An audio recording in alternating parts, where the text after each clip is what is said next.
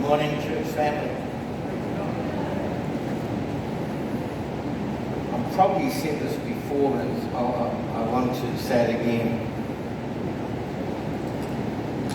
There's 3 decisions I've made in my journey of life that were the best decisions I've ever made. And one was to ask Jesus Christ to come into my life and forgive me of my sin. The second thing was to ask my princess to marry me. 45 years now.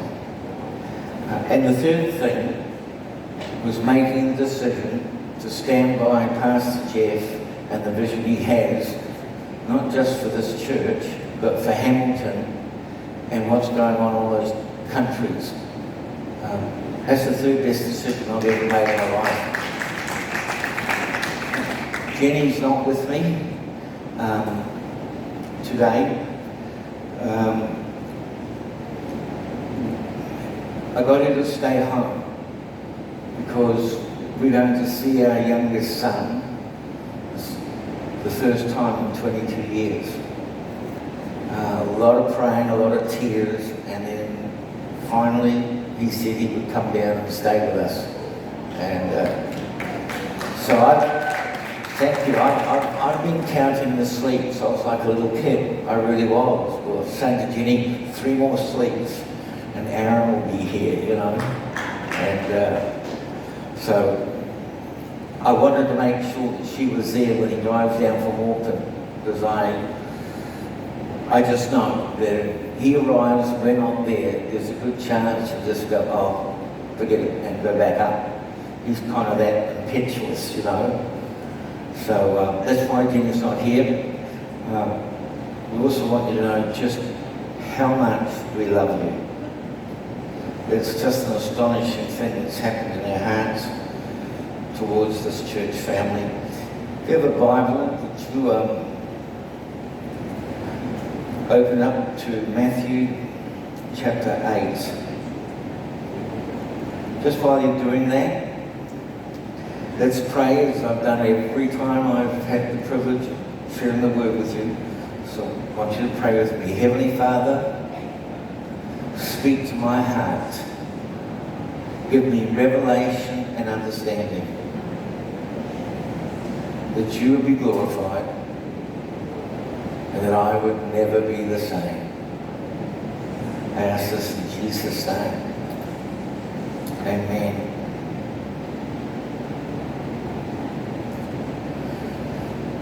This message I'm going to share with you was actually born out of my first encounter with Pastor Jeff.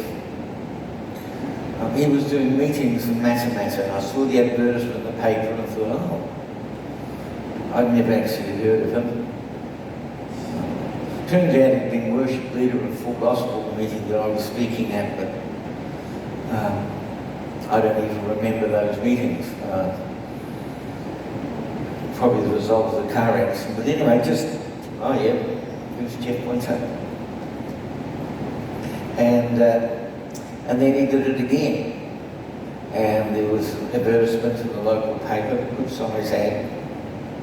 And I said to Jenny, this guy Jeff from Hamilton's back. And she said, are you going to go? And I went, no, not really.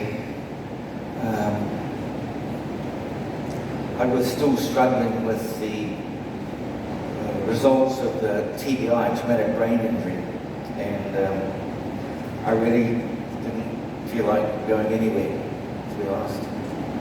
And then God spoke to me and told me it was as clear as clear as clear. He just said, you need to position yourself. You need to position yourself to receive from me. So I said to Jenny, that's it, let's go down. We were still eating tea. We'll eat his leftovers, we need to go. And when we arrived, Pastor Jeff knew who I was, but it was a fabulous meeting. Brother, you preached up a magnificent message. But I needed to be there to get Pastor Jeff to lay hands on me. And for the moment he laid hands on me and prayed for me. He said something along the lines of, oh, you should be up here sharing. I went, no, I've actually come here to get healed. And the minute he laid hands on me, began to pray for me, all the symptoms to do with the traumatic brain injury disappeared. It was just extraordinary. The shift, the change, the clarity, the ability to start remembering things. It was just astonishing. And then a few weeks later, Jeff asked me to come and minister, and one thing was led to another, and now we're part of the church family. And so that's brought me to this point and this message. In Matthew chapter 8,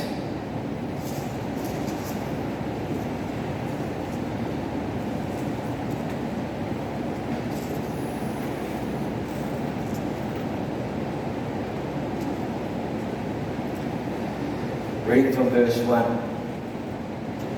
When he, Jesus, Matthew 8, verse 1, when he came down from the mountainside, large crowds followed him.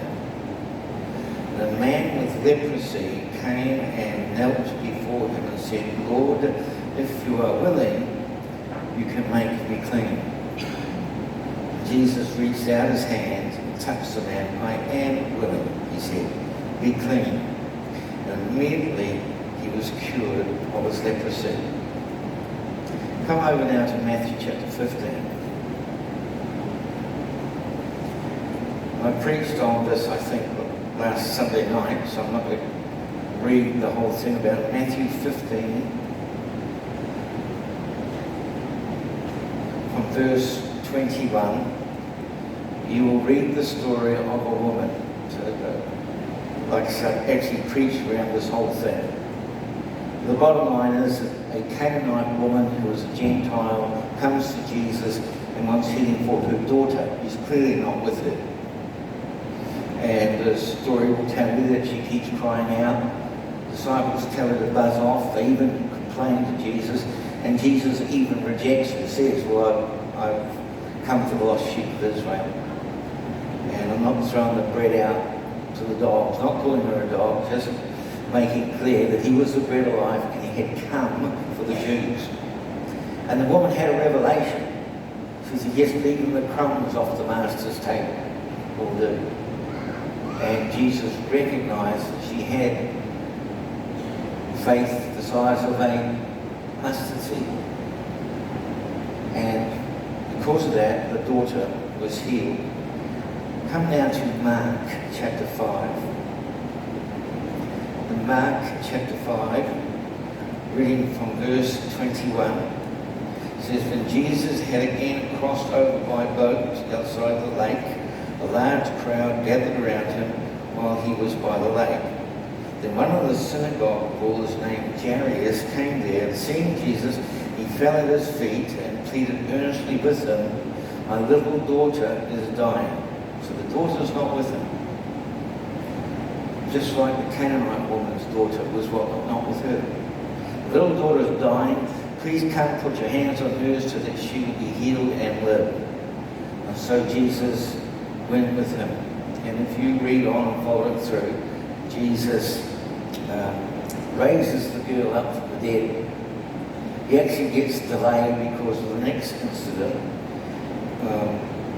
And when he finally gets it, the girl has passed away and Jesus raises her from the dead.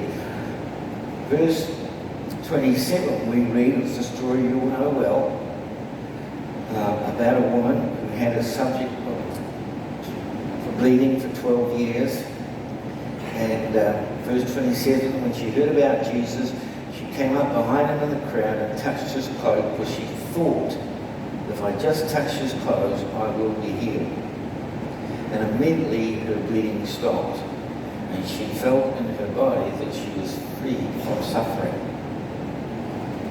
Come now to Mark chapter 10. Just a couple of pages on. Verse 46, I think. Yes. Mark 10:46. Then they came to Jericho. As Jesus and his disciples, together with a large crowd, were leaving the city, a blind man, Bartimaeus, that is the son of Timaeus, was sitting by the roadside begging. And when he heard that it was Jesus of Nazareth, he began to shout, "Jesus, son of David, have mercy on me." And many rebuked him, a bit like the Canaanite woman back in Matthew. Many rebuked him, told him to be quiet, but he shouted all the more. And Jesus stopped and said, "Call him." So he called to the blind man, "Cheer up, on your feet, he's calling you." Verse 50 says, throwing his cloak aside, he jumped to his feet and came to Jesus. "What do you want me to do for you?" Jesus asked. And the blind man said, "Rabbi, I want to see." "Go," said Jesus, "your faith has healed you." It's a significant story on a number of reasons here. But perhaps I'll just pause for a second and concentrate on verse 50, where it talks about he threw the cloak aside. And that was a significant thing.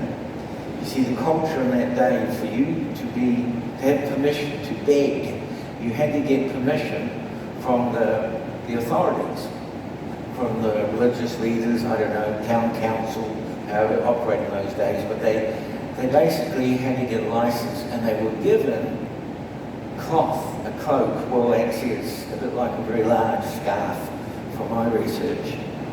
And the markings on this signified that he was licensed to do what he was doing. Much the same here. If you want to hold a stall in Hamilton there to sell marmalade or something like that, then you'd probably have to get a permit from the council. And Bartimaeus was so certain that he was going to get healing, he threw away his livelihood. He threw away that garment. Now that's why I think that little tiny point is in there.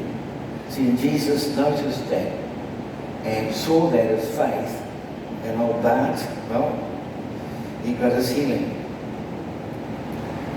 In Luke chapter 19, you'll read where, how do you say this? Zacchaeus climbs up a tree to get the attention of Jesus. And back in Mark 6, all the crowds from all the districts in Gennesaret all gather around to get touched by Jesus.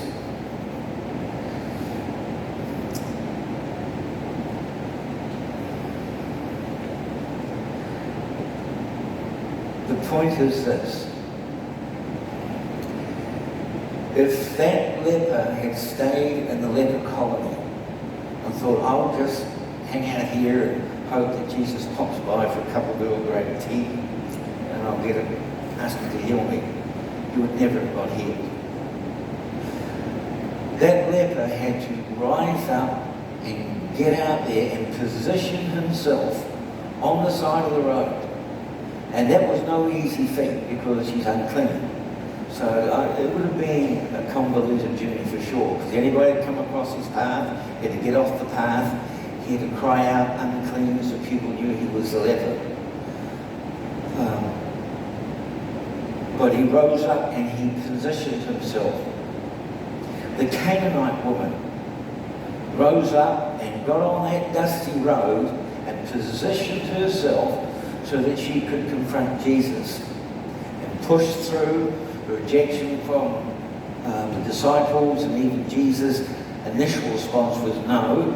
And I made the point last Sunday night, isn't it neat? Because the first answer from God is not always his last word on the situation. He starts out by saying no. And then she gets her miracle. If she had not got up and got out on that road, then she would have missed this moment for her daughter. When I think about Jairus, a religious leader, and that would take a bit of humbling to do this because Jesus was not that popular amongst the Sadducees and the Pharisees, and Jairus was a religious leader. And yet Jairus, despite his position, and I guess he could have just put a summons out to bring this Rabbi Yeshua to me. I mean, he probably could have done that, but he didn't. He got up and he positioned himself and asked for healing. Again, not for himself, but for his daughter, isn't it? Yeah. The woman with the issue of blood breaches all protocol, dating right back to the laws of Moses. She was unclean. She had an issue of blood. She breached that protocol, pushed her way through that crowd. She positioned herself so as the crowd went by, she was going to convince she was going to get in there and grab a hold of him, and she got her healing. Bartimaeus positioned himself day in and day out. Sure, he had a license to do it, but the point was, it wasn't the day that he wasn't there. He positioned himself there. If you imagine if he thought, I think I'll just stay home today. It's been a long week. I'll stay home. Do you think he'd have got his healing? Do you think the woman with the issue of blood would have got her healing if she decided just to stay at home and hope that somehow it would stop? Do you think the leper, if he'd stayed home in the leper colony, do you think he'd have got his healing? Do you think the Canaanite woman would have got her healing if she decided just to stay in the village and hope that, well, perhaps this rabbi will come through town, in which case I'll arrest him then, I'll confront them then and ask for my healing. Every one of these situations, these people had to position themselves to have an encounter with Jesus, receive their healing. But not only that, the thing that really excites me about these stories I have just given you is that, 3 cases at least, the person needing the healing was not there when the mother, or Jairus, asked for healing from Jesus. The centurion that came to Jesus positioned himself, went up to Jesus and asked for his servant to be healed. And Jesus says, all right, I'll come. No, you don't have to. I understand what power is. I have authority. I tell my soldiers what to do, what they do. You just need to speak the word. And you know the story. Jesus is astonished at this man's faith. And right at that moment, the servant is healed wherever he is. At the moment the Canaanite woman pushed through, right at that moment, the daughter is healed, although somewhere else. This is a significant point. The Canaanite woman, Jairus,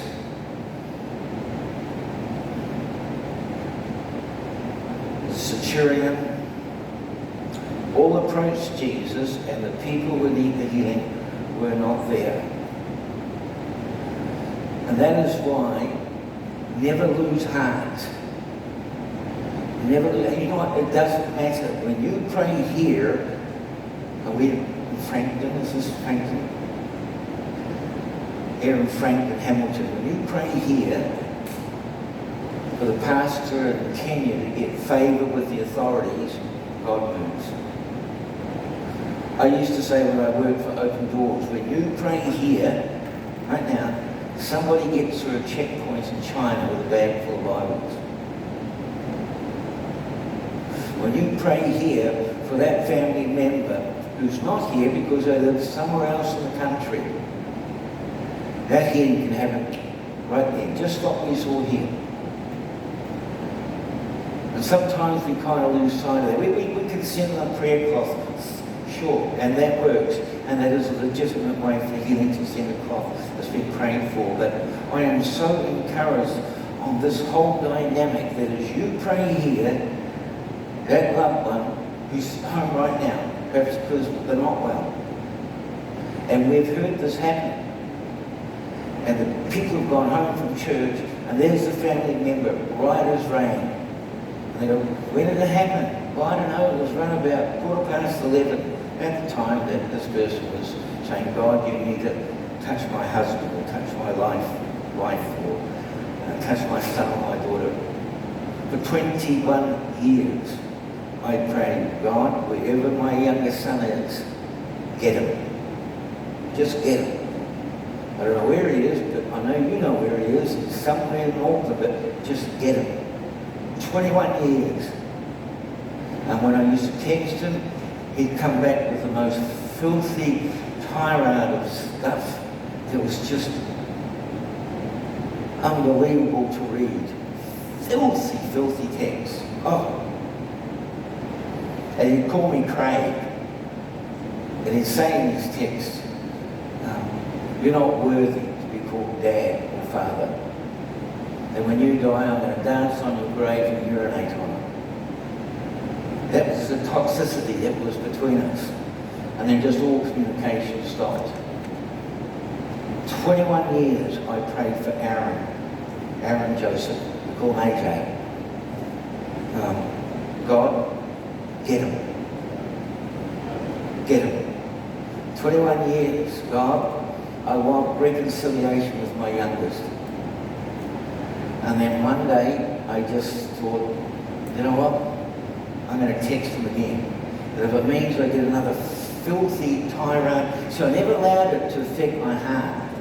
The Canaanite woman that approached Jesus on the road didn't allow the fact that the disciples told her to heave off, and Jesus himself says, no, go away, I'm coming. She did not allow it to affect her heart. She does not allow that negativity, that rejection. She didn't allow that to affect her heart. She could have gone, well, to you too, and gone home. She didn't allow it to affect her. And an exercise effect from her faith. And I never allowed all the stuff. It affected Jenny hugely. But I just refused to allow it to wound me. It was a conscious decision. This is not going to wound me. God is faithful. He is my protocol. When I minister all around the world, I've preached in 39 countries. But I'd say I have 2 sons. My eldest is doing well, going to church, produced a couple of beautiful grandkids. And my youngest son, well, he's working on his testimony. And that would be my response when people ask me. He's just working on his testimony. And so I decided I'd send him a text. Whatever comes back, it's going to be water off a duck's back, because quite frankly, Aaron never stood a chance. You see, God wants Aaron reconciled to me and wants Aaron saved even more than I wanted. So to me, it was a done deal. So I sent a text off just out of the blue and said, Aaron, why don't you take some annual leave, some holiday time, come down to Manamatta and spend a couple of 3 days with me.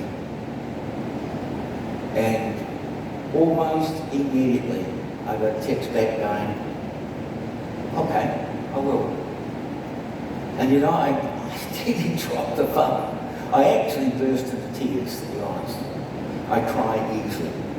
And I just burst into tears. And I just kept up texts with him, making for arrangements, setting a day, and all that sort of thing. And just, I wanted to keep the communication going. I didn't want it to die on the vine, you know what I mean? And you know what? It was about his 3rd text in a run of ones leading up to today. Leading up to, well, I think he's going to be at our place about 2 p.m. I just kept up that run of text, and then I get one back going, I was giving him instructions how to get to our place in Manamatta, and he said, Dad, I'm not a kid anymore, I know how to get there. I mean, he has called me Dad.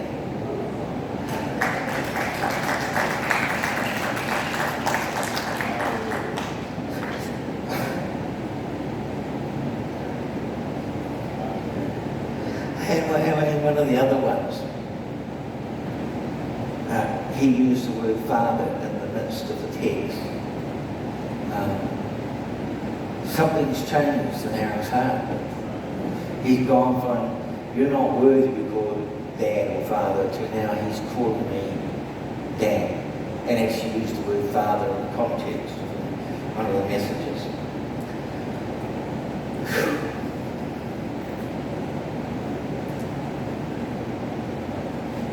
We've had people who have stood at the back of a church, a healing meeting, and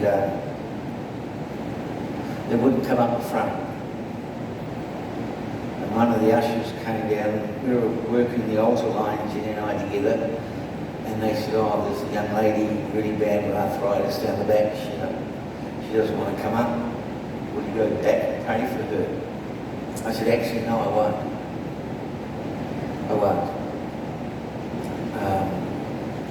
So when I'm not prepared to step out of the anointing, it was flowing powerfully, like a river of His presence, you know?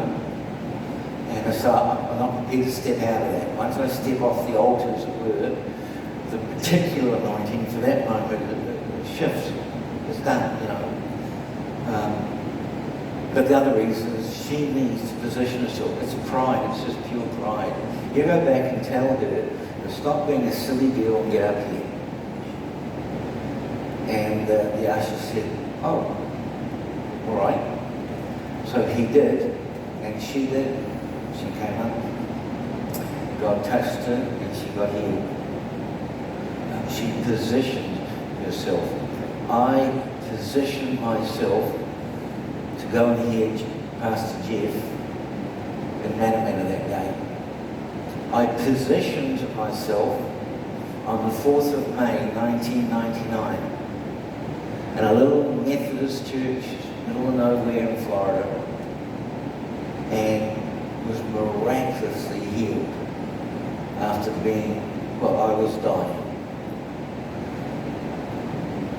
There is something about a people that will rise up in faith and expectation and will position themselves for God to meet with them. God said to Moses, I'll meet you on the mountaintop. He said to Elijah, I'll meet you in the cave. He said to the disciples, I'll meet you in the upper room. There's a dynamic here.